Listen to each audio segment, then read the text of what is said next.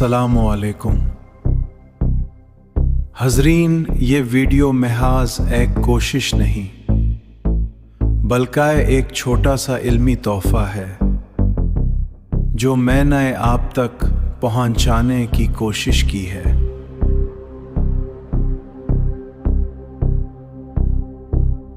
इस चैनल का मकसद सिर्फ वीडियोस बना नहीं बल्कि हमारे दीन की वो खूबसूरत सुन्नतें और अस्कार आप तक मुस्तांद अंदाज में पहुंचाना हैं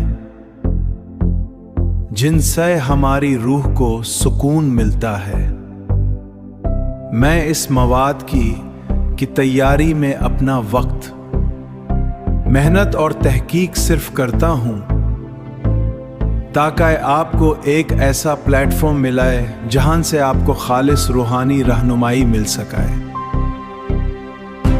अगर आपको मेरी ये मेहनत पसंद आई है और आप महसूस करते हैं कि इससे आपकी जिंदगी या इबादत में कोई बेहतरी आई है, तो मुझे आपका ताउन की जरूरत है।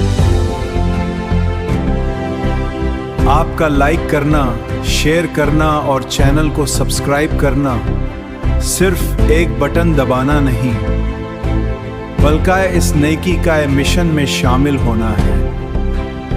आपकी हिमायत मुझे हिम्मत देती है कि मैं आइंदा भी ऐसे ही दीनी और इस्लाही मवाद पर काम जारी रख सकूं। जज़ाकल्लाह खैरा।